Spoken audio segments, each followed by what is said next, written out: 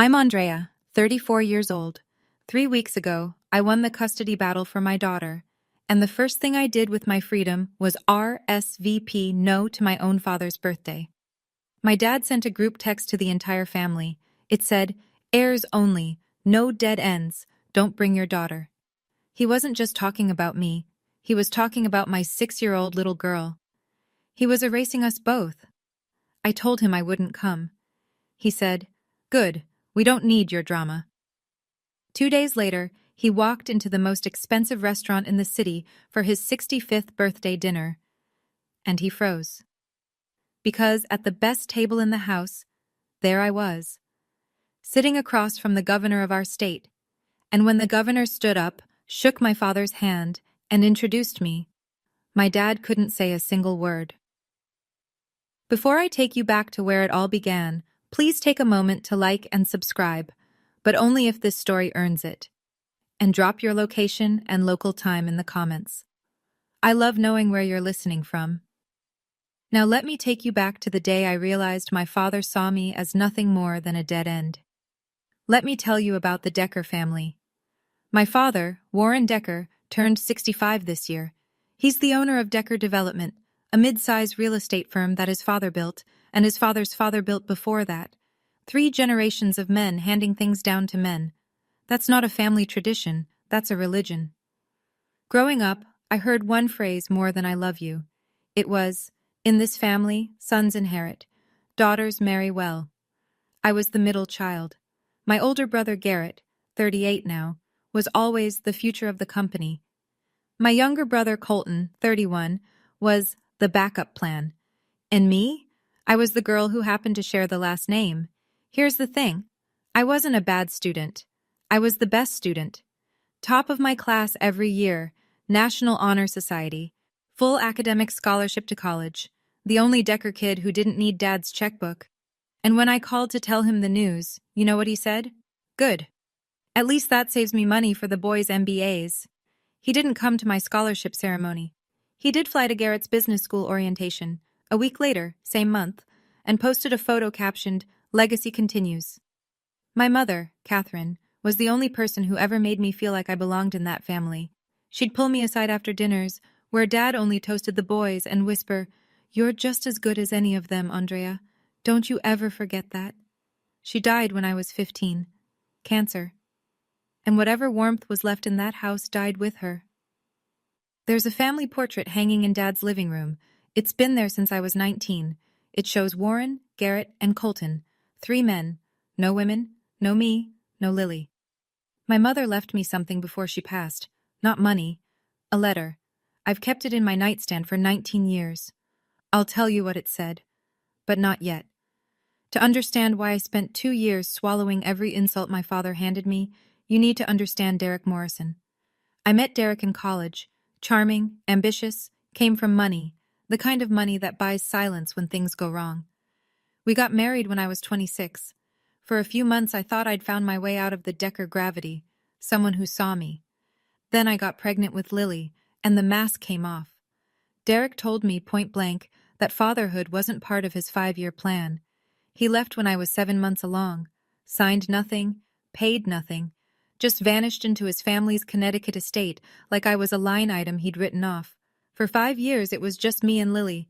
I built a career, I built a home, I built a life. And then, 2 years ago, Derek came back. Not to apologize, but to file for full custody. His family's lawyers were from one of the biggest firms in the state. Their argument? That I was isolating Lily from her paternal and extended family, that I was emotionally unstable, that my daughter would be better off in a 2-parent household with resources. My lawyer told me something that turned my blood cold. If I couldn't prove that Lily had a present, stable extended family on my side, Derek's argument would land. That's where Warren came in. My father agreed to testify, to show up in court, say the magic words, "My granddaughter has a loving family, I'm involved, the Deckers are present." And he did, but he had a price, not money, obedience. Don't embarrass this family. Don't cause scenes. Know your place. For 2 years I paid that price. Every holiday, every dinner, every text I didn't answer back, all so a man who called me a dead end would stand in a courtroom and pretend he loved my daughter.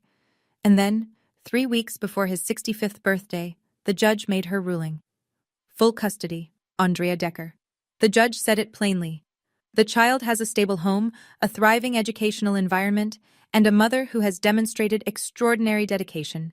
She noted the testimony from Lily's school, from her pediatrician, from the family counselor, and yes, from Warren. He showed up, wore his best suit, told the court that Lily was a Decker through and through, and that the family was fully present. The performance of a lifetime. Derek's lawyers objected, the judge overruled, and just like that, 2 years of holding my breath was over. I walked out of the courthouse into the parking lot, sat in my car, gripped the steering wheel, and cried for 20 minutes straight. Not because I was happy, though I was, because I was free. The invisible leash that Warren had kept around my neck for 24 months had just been cut. No more smiling at dinners where I was seated next to the kitchen. No more pretending I didn't hear him introduce me as between things. No more watching my brothers get toasts while I got silence. The custody ruling didn't just give me my daughter. It gave me back myself. I sat in that car until my hands stopped shaking. Then I picked up my phone and called Claire Whitfield. Someone I'll tell you more about soon. Someone who'd been in my corner when no one else was. It's over, I said. I'm free. Claire paused. Then it's time you start living like it, Andrea. I had a meeting the next morning, downtown. An important one. The kind that could reshape education policy across the entire state. But I'll get to that. I folded the judge's ruling, stamped with the court's red seal, and tucked it into my bag. First document I'd carried that actually felt like armor. 2 weeks after the ruling, my phone buzzed at 11 p.m. Lily was asleep beside me, one arm thrown over her stuffed rabbit, mouth slightly open the way 6-year-olds sleep, like the world hasn't touched them yet. I picked up my phone and opened the family group chat. Warren had sent a message. 1 paragraph. It read, "This is a milestone. My 65th birthday dinner will be held at the Whitfield Room on Saturday evening. This celebration is for heirs only, no dead ends. Don't bring your daughter." I read it twice. Then a third time. No dead ends. That was me. Don't bring your daughter. That was Lily. The man who'd stood in a courtroom 3 weeks earlier and called her a Decker through and through was now calling her a dead end in a group text. I looked at Lily sleeping. Her little hand was curled into a fist, like even in her dreams, she was holding on to something. Then a private text from Garrett. "Dad's right, oh, it's his night. Don't make it about you." I'll be honest. The heirs only thing was my idea. He liked it. My older brother. The one who smiled at every Thanksgiving, like he wasn't watching me disappear. He'd written the words himself. I typed back to the group. "I won't come." Warren's reply was instant, like he'd been waiting. "Good. We don't need your drama. Your mother would be ashamed." My mother. He used my dead mother, his dead wife, as a weapon. And something strange happened. For the first time in my life, I didn't cry. Something inside me had shifted. The custody ruling hadn't just freed me legally, it freed something deeper. I put my phone down. I looked at Lily. And I thought about what Claire had said. Start living like it. So I opened my laptop. And I made one phone call. I'm not going to tell you who I called. Not yet. Let me paint the picture so you understand. This wasn't a one-time thing. My father didn't just wake up one morning and decide I was less. He'd been building that wall my entire life, brick by brick. When I was 18, I graduated high school as valedictorian, top of my class. I stood at that podium and gave a speech about resilience. My father arrived 40 minutes late, spent the ceremony looking at his phone, and afterward drove straight to a steakhouse with Garrett to celebrate, and I quote, his son getting into business school. He didn't say a word about my speech, not one. When I was 26, Derek and I got married. My father gave the wedding toast. It lasted 4 minutes. 3 of those minutes were about the Decker men. His father, himself, Garrett, Colton, the legacy, the name, and then one sentence at the end, and to Andrea, may she find a good man to take care of her. Derek sat beside me, grinning. I sat there with my fingers wrapped around a champagne glass I couldn't taste. When I was 28, Lily was born. Warren came to the hospital, looked at Lily in the bassinet, looked at me, and said, "Another girl. Well, maybe your brothers will give me grandsons. She was 6 hours old. I'm wearing my mother's ring right now, a simple gold band with a tiny emerald. Catherine left it to me in her will. I've worn it every day for 19 years. My father has never once noticed. That week after the custody ruling, I had back-to-back meetings at the State House. There was one in particular, a dinner meeting with someone important. I'd been preparing for it for months. But I'll tell you about that when the time is right. 3 months before the birthday dinner, there was Thanksgiving. I went because I still needed Warren for the custody case. Lily came with me. She wore a little plaid dress she'd picked out herself and was so excited to see her grandpa that she ran up the driveway ahead of me. Warren opened the door, looked past her, and said to me, "You're late." Inside, the house was full. Warren had invited neighbors, a couple of his real estate partners, the Hendersons from the country club, important people in his mind, and when they arrived, he did what he always did. He introduced his children. "These are my boys," he said, hand on Garrett's shoulder, nodding toward Colton. Garrett and Colton, the future of Decker Development. One of the guests, a woman named Sandra, glanced at me and smiled politely. "And this young lady?" My father paused, like he had to recalibrate. "Oh, that's Andrea. She's between things." I wasn't between things. At that exact moment, I was a senior policy advisor for the governor's office.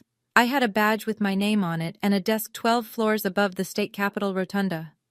But Warren didn't know that, because Warren never asked. Bethany, Garrett's wife, leaned over to me later in the kitchen and whispered, "It must be hard being the only girl. But you know, men like Warren, they just think differently." She said it like she was being kind. She wasn't. At dinner, Lily sat next to Warren. She looked up at him with those enormous brown eyes and said, loudly enough for the whole table to hear, "Grandpa, why aren't there pictures of Mommy and me in your house?" The table went silent. Warren picked up his fork. "Eat your turkey, sweetheart." After dinner, Colton pulled me onto the back porch. Cold air, dead leaves. He looked at his shoes and said, "I'm sorry about Dad-o. I know it's not fair." I looked at him, my little brother, 31 years old, still afraid of his own father. "Then say something, Colton." He was quiet for a long time. Then he went back inside. That silence told me everything I needed to know about my little brother. "I need you to understand how the custody case worked, not the legal fine print, but the mechanics of how my father used it." Derek's attorney built the entire case around one word: isolation. The argument was that I'd cut Lily off from family, that she was growing up in a bubble, that her mother was too emotionally fragile to maintain healthy relationships. It was all lies. But lies are persuasive when they come in a $900 an hour suit. My lawyer said, "We need your father on the stand. We need him to say the family is present. Without that, opposing counsel drives the isolation narrative home, and we've got a real problem." So I called Warren, and he said yes, but the deal came with fine print, unspoken, unwritten, but absolute. Every time I thought about pushing back on something, declining a holiday dinner, confronting him about the family portrait, asking why Lily and I weren't included in the Christmas card, Garrett would call, like clockwork. "Dad said if you don't show up, he'll have to reconsider his testimony. Something about you being uncooperative with family." It was surgical. They didn't scream. They didn't threaten. They just held the one thing I couldn't afford to lose, my daughter, and used it as a leash. Christmas that year, I showed up, smiled, set the table, cleared the plates, washed the dishes. Nobody said thank you. Nobody asked about my work. Warren gave a toast to the Decker legacy. I dried a wineglass and stared out the kitchen window at the snow. I kept screenshots of Warren's texts during those 2 years. Not as evidence for court. The case was over by then. I kept them because someday I knew I'd need to remind myself that what happened was real, that I wasn't exaggerating, that I had every right to do what I did next. A week after the Heirs-only text, I was picking Lily up from school. She climbed into the back seat, buckled herself in, she'd just learned how, and was quiet for a few minutes. That's unusual for Lily. She normally narrates the entire drive home like a tiny sports commentator. And then Mia said she could do a cartwheel, but she couldn't, Mommy, she really couldn't. But that day, silence. Then, from the back seat, "Mommy, what does dead end mean?" My hands tightened on the wheel. "Where did you hear that, baby?" "I heard Daddy's mommy say it on the phone. She said Grandpa Warren calls us dead ends. Is that like when a road stops and there's nowhere to go?" Derek's mother, gossiping on the phone where a 6-year-old could hear, and she got the word from Warren, the man who typed it in a group chat like it was a dinner menu. I pulled into our driveway, turned off the engine, and turned around to look at my daughter. I don't know what my face was doing. I just know I needed it to be steady. "A dead end is just a street, baby. It's where one road stops and a new one starts. That's all." She thought about that, then nodded. "Okay, can I have goldfish crackers?" That night, after Lily fell asleep, I opened my nightstand drawer and took out my mother's letter. The paper was soft, 19 years of folding and unfolding, the monogram at the top, C.D. Catherine Decker. I read it. The part I'd been carrying all these years. "Andrea, the world will try to make you small because you're a woman. Don't let them. Not even your father. Especially not your father. Build your own table. Build your own table." I sat there for a long time, looking at those words. And I realized something. This wasn't just advice. It was a blueprint. And I'd already been building, quietly, for years. I just hadn't shown anyone the floor plan. That night I picked up my phone and called Claire. "The dinner meeting with the governor next week. I need to change the restaurant."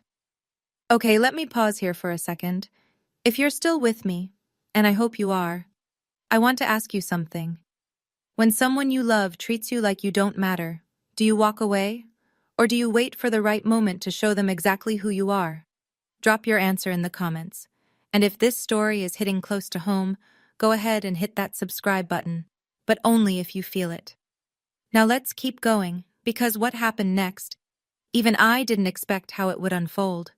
Warren wasn't done. He never was. The week before the birthday dinner, Garrett created a new group chat, a bigger one this time. He added Warren's brother Robert, Robert's son Marcus, a few cousins, and the partners who'd been invited. The planning chat, the logistics thread, the celebration of the Decker name. Garrett posted, "Reminder, Dad's 65th at the Whitfield room. Black tie for the heirs. No +1s except spouses. This is about family legacy." My name wasn't in the chat. I wasn't added. I only knew about it because Marcus, my cousin, 34, Uncle Robert's son, texted me privately. "Hey, are you coming? I noticed you're not in the group." I stared at his message. Marcus and I had never been especially close, but he'd always been decent. Quiet, observant, the kind of person who notices the empty chair. "I wasn't invited," I told him. A long pause. Then, "What?" I didn't elaborate.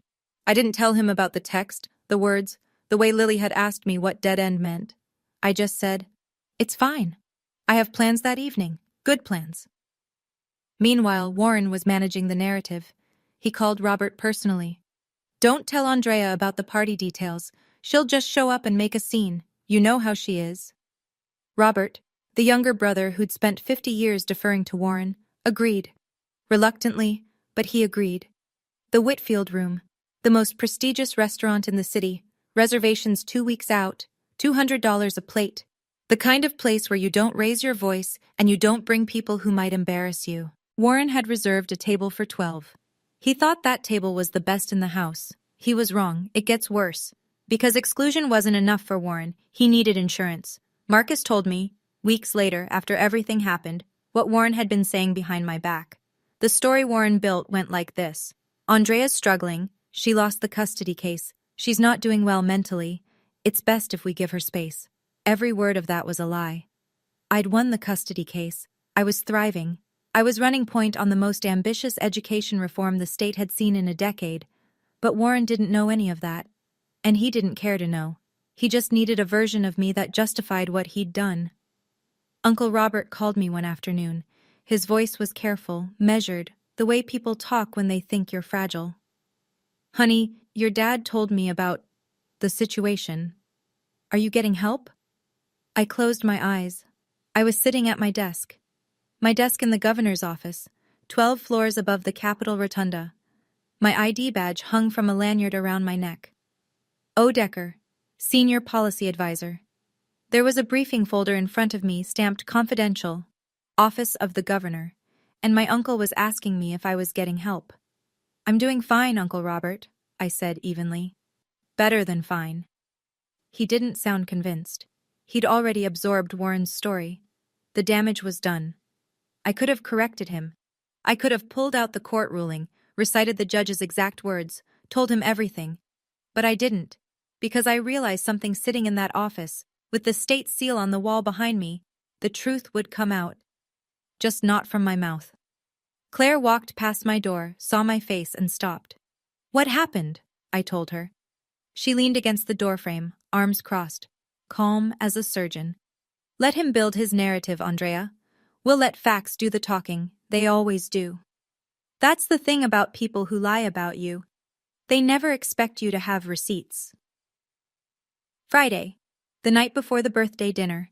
Two worlds preparing for the same restaurant 30 hours apart. Warren's side. Garrett confirmed the reservation. 12 guests, the large table in the interior dining room, a custom menu featuring Wagyu and black truffle risotto. Colton had ordered a 3-tier birthday cake from the most expensive bakery in the city. Hand-piped gold leaf, dark chocolate ganache, a sugar paste replica of the Decker Development logo on top. Warren tried on his new suit that evening, a $3,800 Brioni, charcoal, peak lapel, silk lining. He looked at himself in the mirror and said to Garrett, "This will be a night to remember." He was right, just not in the way he imagined. My side was quieter. I picked Lily up from school, cooked her favorite, mac and cheese with the little dinosaur shapes, read her 2 chapters of a book about a girl astronaut, and tucked her in. Then I sat at my kitchen table, opened my laptop, and pulled up my email. One new message. Subject line: Dinner confirmation. The Whitfield Room, Saturday, 7 p.m. Reservation. Under. Office of the Governor. 2 seats. Table by the window. The best table in the house, the one with the panoramic city view, reserved exclusively for high-profile government functions. Claire had helped me move the location 2 days ago. The restaurant had accommodated the governor's office immediately, of course. I chose my outfit carefully. Not a designer gown, not a statement piece, a sharp navy blazer, tailored trousers, a white silk blouse, and my mother's ring. Professional. Understated. The kind of outfit that doesn't need to shout. Then Lily appeared in the hallway, rubbing her eyes. "Mommy, are you having dinner with your important friend tomorrow?"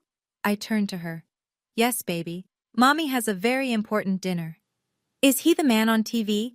The one you talk to about schools?" I smiled. "Go back to sleep, sweetheart."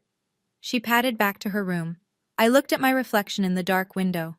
Navy blazer, Mom's ring, steady hands. Tomorrow, I didn't need to be loud. I just needed to show up. Saturday morning, the day of Warren Decker's 65th birthday. I woke up at 5:30. Lily was still asleep, her rabbit tucked under her chin. The house was quiet in that way that only early mornings are, like the world is holding its breath. I made coffee, sat at the kitchen counter, checked my phone. The family group chat, the one I wasn't in, but Marcus had been forwarding me screenshots, was already alive. Garrett had posted photos of the Whitfield Room's private dining setup, white lilies in crystal vases, place cards with gold calligraphy, a framed photo of Warren at the head of the table slot. Colton posted a picture of 4 bottles of Chateau Margaux 2005, roughly $600 each, lined up like soldiers. Warren himself had written, "Tonight, I celebrate 65 years and the legacy I built, with my heirs by my side, his heirs. 2 sons who'd never once stood between their father and his cruelty." I stared at the screen, and for one weak, terrible moment, the old feeling came back. That hollow pull in my chest, the one that whispered, "Maybe if you just called him. Maybe if you said, 'Please let me come. I'll sit at the end. I'll be quiet. Just let Lily see her grandpa on his birthday.' Old habits die hard, even the ones that hurt you." Then I looked up from my phone. Lily had wandered into the kitchen, still in her pajamas, clutching her rabbit. She climbed into the chair next to me and said sleepily, "Mommy, is today the important dinner?" and I heard it again. Mommy, what does dead end mean? The hollow feeling left. I called Claire. I'm having a moment. That's normal. You're not doing anything wrong, Andrea. You're showing up to a dinner you earned. The rest is just geography. Geography. I liked that. 6 o'clock. Across town, Garrett pulled up to Warren's house in his black Mercedes S-Class, vanity plate DECKER1. Warren walked out in the Brioni suit, adjusting a silk pocket square, his silver hair swept back like he was arriving at his own coronation. He slid into the passenger seat and said, "Where's that gift from Senator Mitchell?" Garrett handed him a small envelope. Warren turned it over, satisfied. He'd invited a state senator to boost his image, a man he'd donated to for 3 election cycles. That was Warren's idea of power, proximity. Stand close enough to someone important, and the importance rubs off. He had no idea what real proximity looked like. Not yet. At my house, I kissed Lily goodbye at the door. Mrs. Patterson, our neighbor, a retired school librarian, the most trustworthy woman on the block, was babysitting. Lily wrapped her arms around my waist and said, "Good luck at dinner, Mommy. Tell your TV friend I said hi." I laughed, kissed her forehead. "I will, baby." I drove downtown with the windows down. The city was that particular shade of golden hour that makes everything look like a painting. Warm light on old brick, long shadows across the avenue. I parked 3 blocks from the Whitfield room because the lot was already filling up. Saturday night in the city. I sat in my car for 5 minutes, hands on the wheel, breathing. Then I got out, walked toward the entrance, and in the parking lot, gleaming under a streetlight, I saw it. The black Mercedes S-Class. Vanity plate DECKER1. He was already here. I walked through the front door of the Whitfield room. The hostess looked at her screen, then up at me, and her eyes shifted, just slightly, the way people's eyes shift when a reservation carries weight. "Right this way, Ms. Decker," she said. "The governor's table is ready." The Whitfield room is the kind of restaurant where everything whispers. The linen is heavy, the lighting is low and golden. The servers move like they've rehearsed, and every table tells you exactly where you stand. I was led to the window table, the one everyone in the room can see. Panoramic glass, the city skyline spread out like a promise. White tablecloth, crystal stemware, a single orchid in a slender vase. 2 place settings. The table was reserved under Office of the Governor, and the staff treated it accordingly. The manager came out personally to adjust the flower arrangement. Warren's table was deeper inside the restaurant, near the kitchen pass. A large round table for 12, nicely set, but positioned in what anyone in the hospitality world would recognize as the second tier. Good, not best. Visible, not prominent. I sat down, ordered sparkling water, folded my hands in my lap, waited. I could hear, faintly, the sounds of a large party assembling in the other room. Chairs scraping, laughter, the clink of expensive glasses. Warren and his heirs gathering for the legacy dinner. I didn't look. At 7:15, Governor Thomas Hadley arrived. He walked in with a single aide, no fanfare, no security detail for a private dinner, and crossed the room to my table with the easy confidence of a man who's been in public life for 30 years. He shook my hand with both of his. "Andrea, great to see you. I've been looking forward to discussing Phase 2. This was real. This was a work dinner, not a stunt, not a setup. The governor and I had been meeting monthly about the statewide education reform initiative I'd architected. Tonight was about Phase 2, expansion into rural districts. I had a briefing binder in my bag. The restaurant manager appeared at the table. "Governor Hadley, welcome.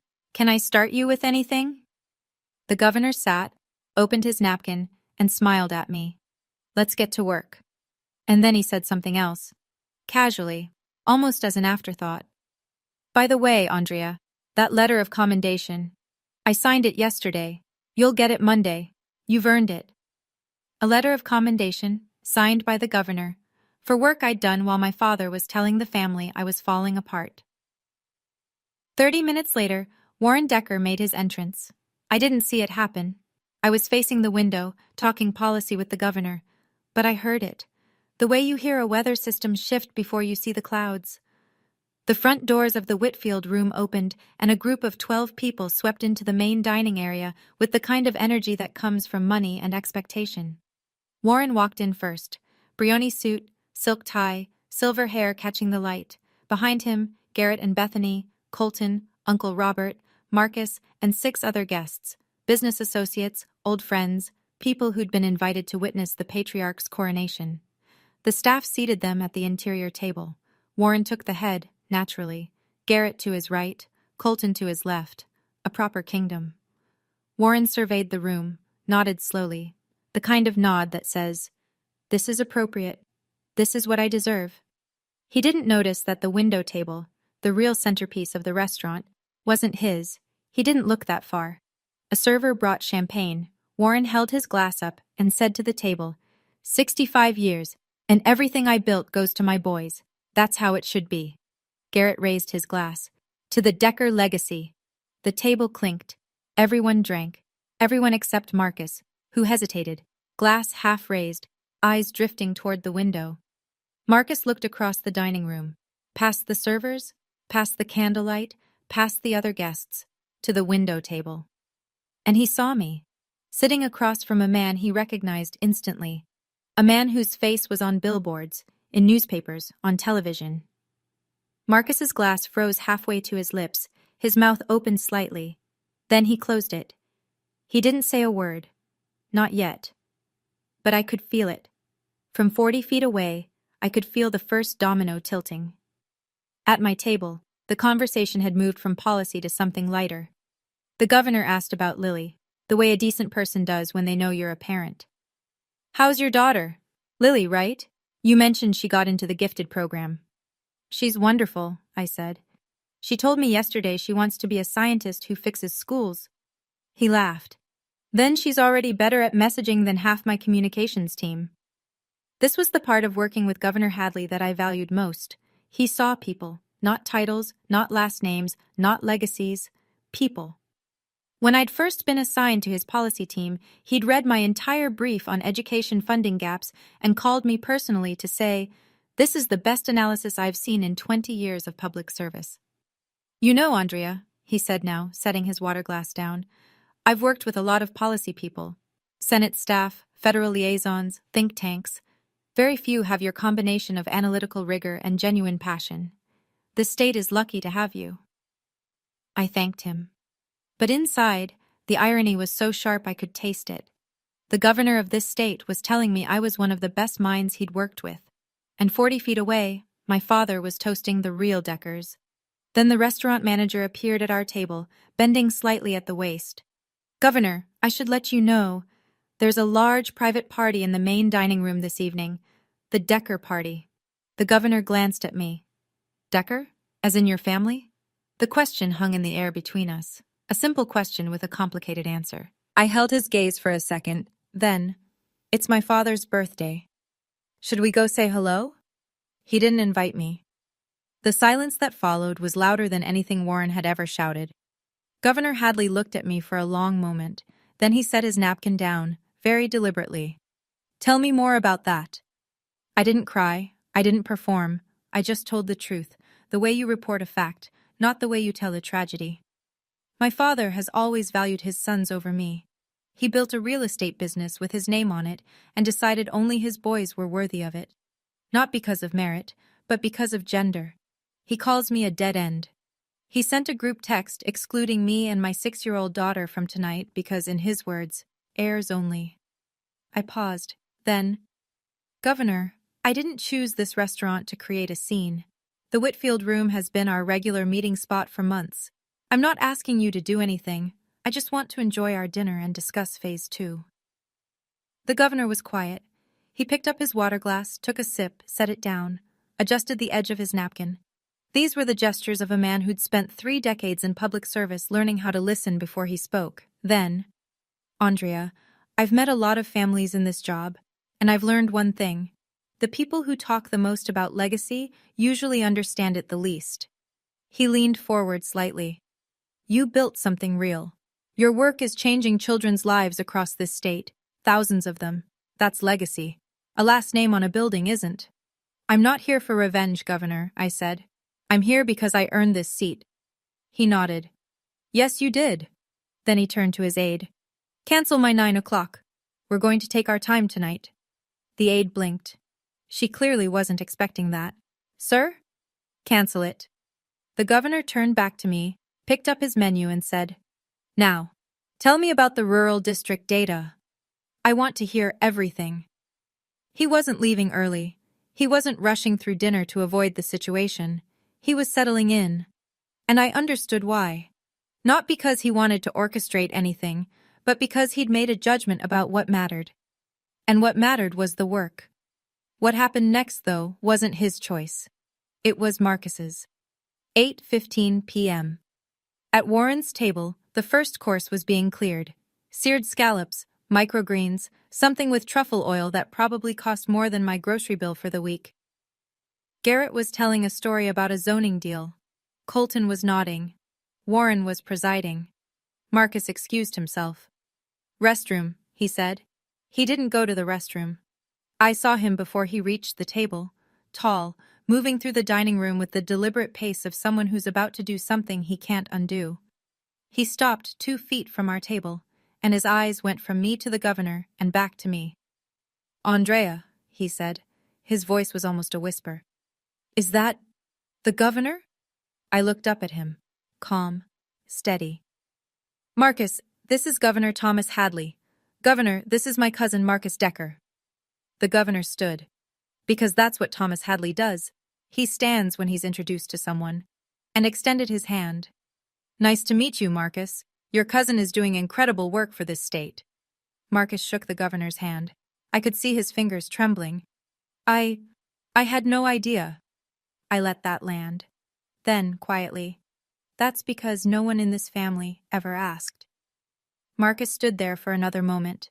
The governor gave him a small, warm smile, the kind politicians perfect over decades, but in Hadley's case, I'd come to learn it was genuine.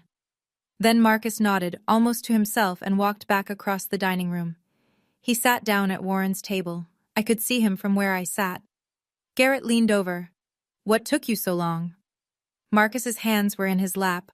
I could tell, even from 40 feet away, that they were shaking. Nothing. Just ran into someone. He didn't tell them. Not yet.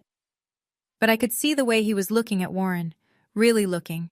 The way you look at something when you finally see it clearly for the first time.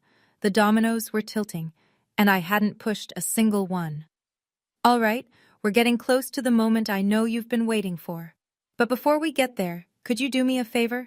Hit that like button, not for the algorithm, for every woman who's ever been called a dead end by someone who was supposed to love her. And if you haven't subscribed yet, now's a good time, because what happens in the next few minutes?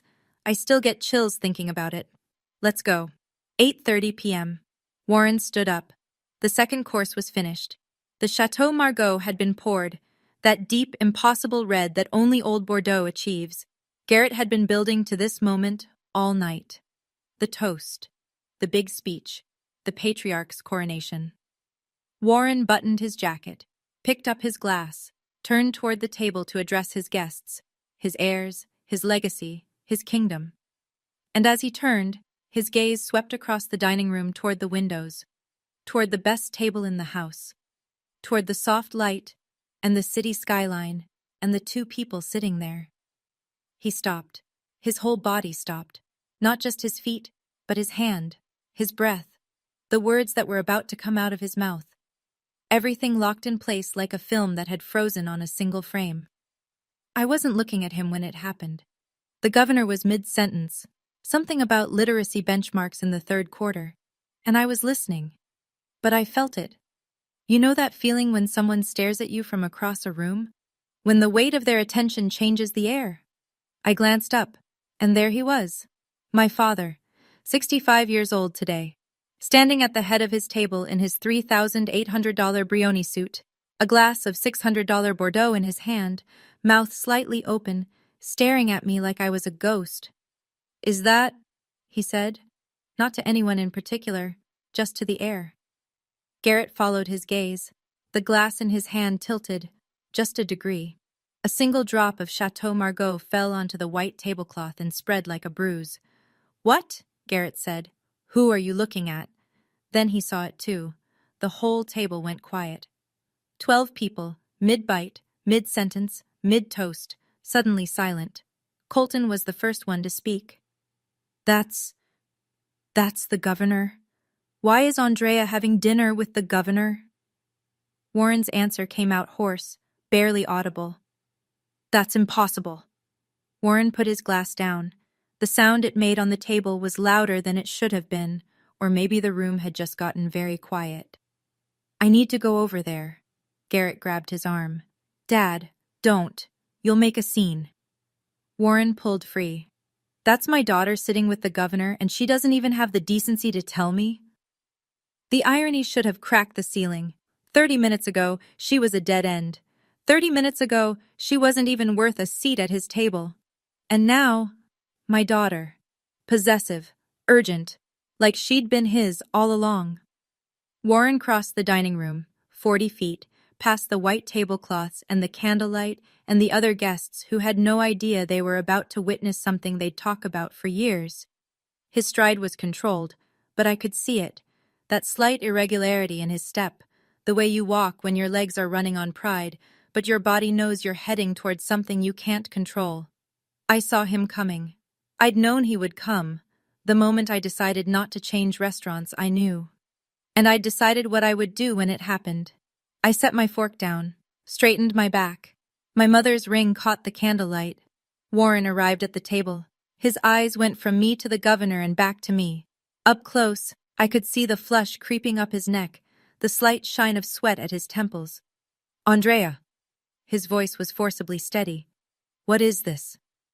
I looked at my father. The man who'd erased me from every wall, every toast, every legacy he'd ever built.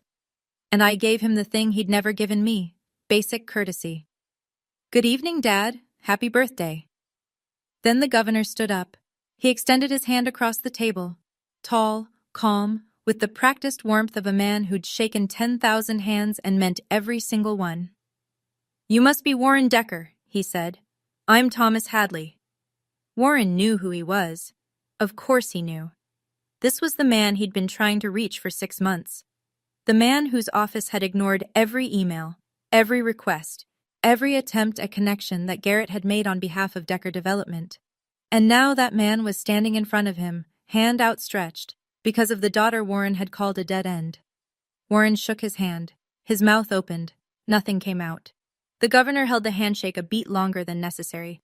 Not aggressive, just steady, like he wanted Warren to feel the weight of the moment. And if you haven't subscribed yet, now's a good time. Because what happens in the next few minutes? I still get chills thinking about it. Let's go. 8:30 p.m. Warren stood up. The second course was finished. The Chateau Margaux had been poured, that deep, impossible red that only Old Bordeaux achieves. Garrett had been building to this moment all night. The toast, the big speech, the patriarch's coronation. Warren buttoned his jacket, picked up his glass, turned toward the table to address his guests, his heirs, his legacy, his kingdom. And as he turned, his gaze swept across the dining room toward the windows, toward the best table in the house, toward the soft light and the city skyline and the two people sitting there. He stopped. His whole body stopped. Not just his feet, but his hand, his breath, the words that were about to come out of his mouth. Everything locked in place like a film that had frozen on a single frame. I wasn't looking at him when it happened. The governor was mid-sentence, something about literacy benchmarks in the third quarter, and I was listening. But I felt it. You know that feeling when someone stares at you from across a room? When the weight of their attention changes the air? I glanced up, and there he was. My father, 65 years old today, standing at the head of his table in his $3,800 Brioni suit, a glass of $600 Bordeaux in his hand, mouth slightly open, staring at me like I was a ghost. Is that, he said, not to anyone in particular, just to the air. Garrett followed his gaze, the glass in his hand tilted, just a degree. A single drop of Chateau Margaux fell onto the white tablecloth and spread like a bruise. What? Garrett said. Who are you looking at? Then he saw it too. The whole table went quiet. 12 people, mid-bite, Mid-sentence, mid-toast, suddenly silent. Colton was the first one to speak. That's the governor. Why is Andrea having dinner with the governor? Warren's answer came out hoarse, barely audible. That's impossible. Warren put his glass down. The sound it made on the table was louder than it should have been, or maybe the room had just gotten very quiet. I need to go over there. Garrett grabbed his arm. Dad, don't. You'll make a scene. Warren pulled free. That's my daughter sitting with the governor, and she doesn't even have the decency to tell me? The irony should have cracked the ceiling.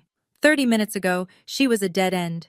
30 minutes ago, she wasn't even worth a seat at his table. And now, my daughter. Possessive, urgent, like she'd been his all along. Warren crossed the dining room, 40 feet, past the white tablecloths and the candlelight and the other guests who had no idea they were about to witness something they'd talk about for years.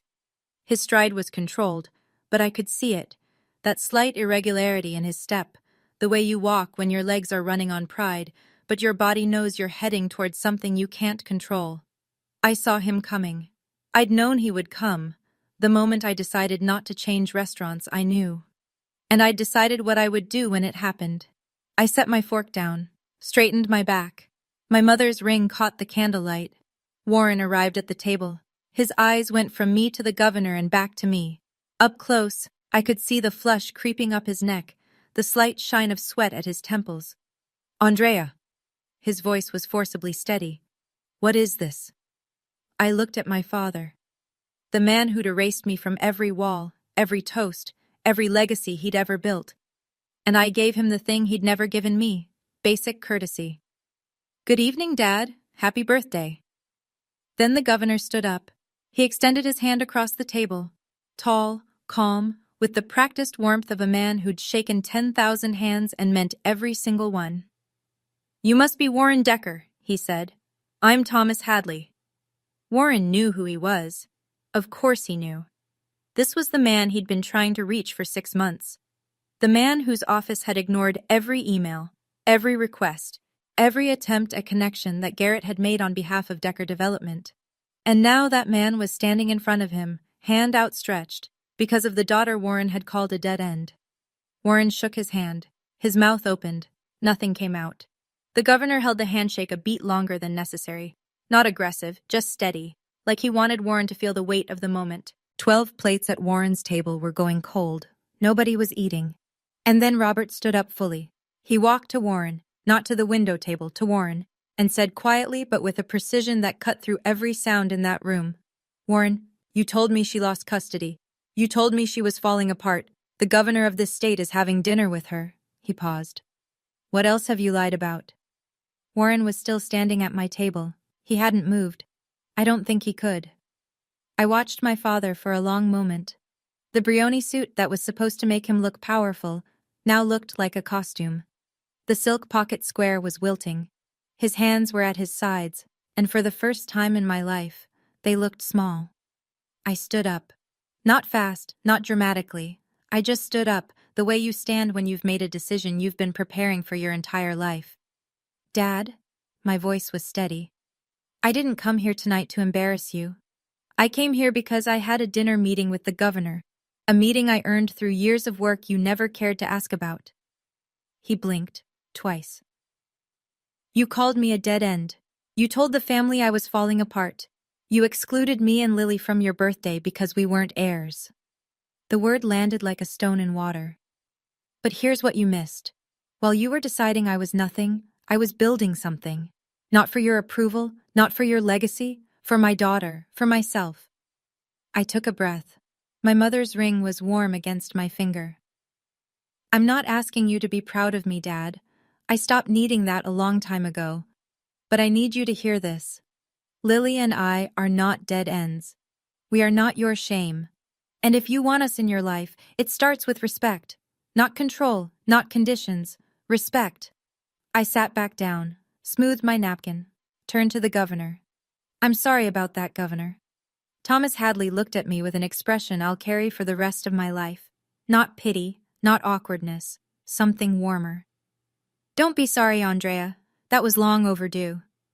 Warren stood there for another 3 seconds. Then he turned and walked back to his table. He didn't look at me again, not once. But I saw his hand, the one that wasn't holding anything, the one that was just hanging at his side. And it was trembling. The governor waited until Warren was back at his table. Then he reached into the leather portfolio beside his chair, the one his aide had been carrying, and pulled out a document. Heavy cream-colored paper, the state seal embossed in gold at the top, a signature at the bottom that I'd seen on legislation, executive orders, and proclamations that affected millions of people. "I was going to give you this Monday," he said, "but I think you deserve it now." He slid the letter of commendation across the table to me. I picked it up. My hands were trembling, not from fear, not from anger, but from the sheer weight of being seen, of someone in a position of power looking at my work and saying, in writing, with a seal and a signature, "You matter." The letter cited my exceptional leadership in designing and implementing the State Education Reform Initiative, my demonstrated commitment to equitable access, and my extraordinary analytical capabilities that have directly improved outcomes for over 200,000 students statewide. 200,000 students. While my father was telling people I was between things, the governor flagged the restaurant manager. "Would you mind? I'd like to take a photo with Ms. Decker for the state's newsletter." The manager obliged. We stood side by side, the commendation between us, the city skyline behind us through the window. The camera flashed. From across the room, I didn't look, but I could feel it. Warren was watching. His daughter, holding an official letter from the governor, posing for a state publication, in the restaurant where he was supposed to be king. Marcus returned to Warren's table. He stood, not sat, and said in a voice clear enough to carry, "Uncle Warren, I just shook hands with the governor. He told me Andrea designed the education reform program the entire state is using. Did you know that?" The table looked at Warren. Warren said nothing. There was nothing left to say. The narrative he'd built, Andrea is struggling, Andrea is unstable, Andrea is a dead end, was disintegrating in real time. And the person dismantling it wasn't me. It was the truth. Uncle Robert came to the window table next. He approached slowly, the way you approach someone when you know you owe them something you can't easily repay. "Governor Hadley, I'm sorry to interrupt." Robert's voice was careful, respectful. "I'm Robert Decker, Andrea's uncle." The governor nodded warmly. "Of course, please." Robert turned to me, and his face, this man who'd known me since the day I was born, who'd watched me grow up in his brother's shadow, who'd believed Warren's lies without a single phone call to verify, his face crumbled. "Andrea, I owe you an apology. Your father told me things that weren't true. I should have called you directly. I should have asked." "Thank you, Uncle Robert," I said. No edge in my voice, no lecture. Just the truth meeting a man who was finally ready to hear it. "That means a lot." He swallowed hard. "How's Lily? I haven't seen her in so long." I smiled, a real smile, the first one that evening that wasn't armor. "She's amazing. She just got accepted into the state gifted and talented program. Top 2% in the state." Robert's eyes widened. "Top 2%? She also started reading at 4. She loves astronomy. Last week she told me she wants to be a scientist who fixes schools, because that's what she thinks I do." The dead-end granddaughter, the one who wasn't worth a seat at the birthday table. Top 2% of the state. Robert stood very still. Then his eyes filled. Not dramatically, not performatively, just the quiet overflow of a man realizing the enormity of what his family had done. He walked back to Warren's table. I couldn't hear exactly what he said, but I saw his posture change, shoulders squared, chin up, and then his voice carried, just barely, across the dining room. "Your granddaughter is in the top 2% of this state's gifted program, Warren. She's 6 years old, and you called her a dead end in a group text." He paused. The table was silent. "I'm ashamed to be your brother tonight." Garrett tried to salvage it, because that's what Garrett does. He manages. He controls. He smooths things over so the Decker machine keeps running. He walked back to the governor's table one more time, straightening his tie, forcing his face into something resembling confidence. Governor Hadley, I apologize for the disruption this evening. If there's anything Decker Development can do to support your office, any way we can contribute, the governor looked at him, not unkindly, but with the absolute clarity of a man who has no reason to pretend. Mr. Decker, I appreciate the offer. But I should tell you, I'm familiar with your zoning applications. Quite familiar, in fact. They'll be reviewed through standard procedures. I don't discuss development approvals at social dinners. He paused. I'm sure you understand. Standard procedures. In government, that means you are no longer a priority. You are in the pile. You will wait like everyone else. Garrett walked back to Warren's table. I watched his face transform with every step, the false confidence falling away like plaster off a wall. By the time he sat down, he looked 10 years older. What did he say? Warren's voice was barely there. It's over, Dad. He's not going to help us. What do you mean it's over? I mean the man you've been trying to get a meeting with for 6 months. The one whose office has ignored every single one of my emails. Just found out that you disowned the person he values most on his team. The project is done. The Decker Development Redevelopment Project. Phase 3 of a commercial zoning initiative worth $4.2 million. 6 months of lobbying, networking, donating, all of it, gone. Not because anyone took revenge, because the truth showed up at a dinner table. Warren turned on Garrett. His voice was low, toxic, reflexive. This is your fault. You wrote that text, heirs only. That was your idea. Garrett stared at him. You approved it, Dad. They sat there, looking at each other, father and eldest son, the pillars of the Decker legacy crumbling into each other. The party ended early. There was no toast, no speech, no 65 years and everything I built. The guests filed out in ones and twos, the way people leave a room where something irreversible has happened. Quiet, quick, eyes forward. Robert left without saying goodbye to Warren. He shook Marcus's shoulder on the way out, and the two of them walked into the night together. Bethany gathered her coat and followed Garrett in silence. Colton lingered, but when Warren wouldn't look at him, he left too. And then there was Warren, alone at a table for 12. The 3-tier birthday cake, hand-piped gold leaf, dark chocolate ganache, the Decker Development logo in sugar paste, sat untouched at the center of the table. The candles had never been lit. I was still at my table. The governor and I had returned to our conversation. Phase 2, Rural District Data, a pilot program in the western counties. Real work, meaningful work. I could feel Warren watching from across the room, but I didn't turn. There was nothing performative left to do. The truth had done its job. I just needed to keep being myself. But I'll tell you what I noticed from the corner of my eye. Warren was looking at his hands, specifically, at his left hand, at the gold wedding band he still wore. The same band Catherine had placed there 39 years ago. The same style as the ring on my finger. My mother's ring. I don't know if he'd ever noticed before that I wore it, but he noticed tonight.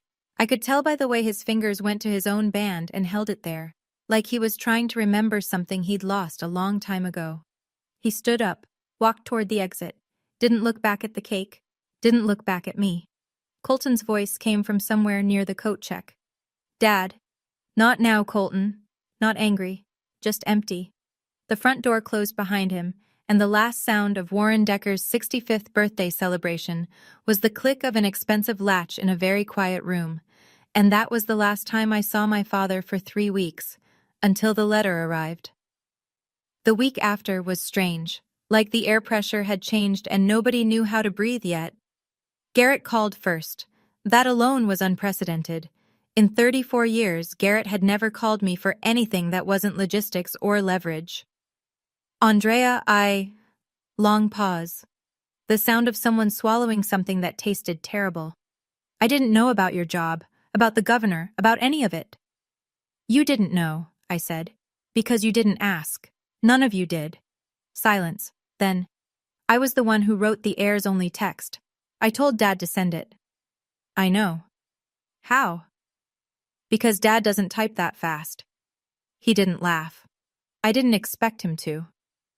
There was another long silence. The kind where you can hear someone deciding whether to be honest or retreat into the comfortable machinery of denial. Garrett chose a middle ground. I'm sorry, Andrea. I hear you, Garrett, but sorry is a word. I'm going to need more than a word. He didn't know what to say to that. We hung up shortly after, but it was a start.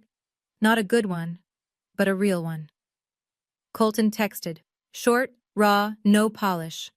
I'm sorry, I should have stood up for you. I was a coward. I typed back. I appreciate that, Colton. When you're ready to show Lily you mean it, she'll be here. Uncle Robert called too. He apologized. Genuinely, heavily, like a man carrying a bag of rocks he'd only just realized he'd been holding. He told me he'd spoken to Warren. He's not doing well, Andrea, but that doesn't excuse anything. No, I said, it doesn't. I didn't forgive anyone that week. Forgiveness isn't a light switch, it's a road, and they hadn't even started walking. But for the first time in years, my phone was ringing with calls from people who wanted to talk to me, not at me, not around me, to me. And that was something. 3 weeks after the dinner, a letter arrived at my door. White envelope. No return address. But I recognized the handwriting immediately. The tight, precise capital letters that Warren Decker had used on every check, every contract, every birthday card he'd ever written to his sons. I'd seen that handwriting 1,000 times, just never on anything addressed to me. I sat down at the kitchen table. Lily was at school. The house was quiet. I opened the envelope. Handwritten, 4 paragraphs. No lawyer, no assistant, no drafted and redrafted corporate language. Just a man and a pen, and the thing he should have said years ago. Andrea, I haven't slept in 3 weeks. I've been sitting in my study staring at the wall, and I keep seeing the same thing. You at that table, with the governor, wearing your mother's ring. I didn't know you wore it. That's the part that won't leave me. Not the governor, not the job, not the program you built. The ring. I didn't know. I lied to Robert. I lied to the family. I said things about you that weren't true because it was easier than admitting what I'd done. What I've been doing for 30 years. Your mother would be proud of you. Not because of the governor or the commendation. She wouldn't have cared about that. She'd be proud because you raised Lily into the kind of child who asks why there are no pictures of her mommy on the wall. That was always what Catherine cared about. The real things. I forgot that. I'm not asking you to forgive me. I'm asking you to let me earn it. Signed, Dad. Not Warren Decker, just Dad. I read it twice. Then I folded it carefully along the creases and opened my nightstand drawer. I placed it inside, next to my mother's letter, the one I'd kept for 19 years. 2 letters side by side for the first time, Catherine's and Warren's. There was a P.S. at the bottom, in smaller writing. I looked up the state gifted and talented program. Top 2%. My granddaughter. I didn't know. I closed the drawer. I didn't cry. But I sat on the edge of my bed for a long time, and my hands were not quite still. I didn't write back. Not yet. This wasn't a happy ending. This was a first step. And first steps don't mean much until you see where the second one lands. So here's where I am now. I used to think my father's approval was the measure of my worth. I spent 30 years trying to be good enough for a man who'd already decided I was less, not because of anything I'd done, but because of what I was born as. A daughter. In Warren Decker's world, that was a disqualification. The night at the Whitfield room didn't fix my family. I want to be honest about that. My father didn't become a different person overnight. Garrett is still figuring out how to be a brother instead of a gatekeeper. Colton is trying. He called Lily last week and asked her about the planets, which made her so happy she talked for 40 minutes straight. Uncle Robert calls me every Sunday now. Marcus and I are actually friends, real friends, the kind where you text each other dumb things at midnight. But here's what changed. I stopped waiting. I stopped standing outside my father's house, hoping he'd open the door. I stopped rearranging myself to fit into a frame that was never built for me. My mother's letter said, "Build your own table." I did. And when I sat at it, the governor of this state chose to sit across from me. Not because of my last name, not because of my father's company, because of my work. Last week, Lily looked up from her homework and said, "Mommy, can Grandpa come to my science fair?" I looked at her, my extraordinary, top 2% dead-end daughter, and I said, "If he earns it, baby, if he earns it." She nodded, like that made perfect sense. To every woman listening who's ever been called a dead end, by a father, a husband, a brother, a boss, anyone, I want you to hear this. You are not a dead end. You are a beginning. Build your own table, and don't let anyone tell you who gets to sit at it. And that's my story.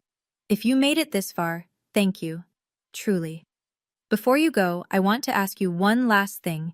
Have you ever had to build your own table? Tell me about it in the comments. I read every single one. If this story meant something to you, hit like, and if you want more stories like this, subscribe and check out the video in the description. It's another story about someone who refused to stay small.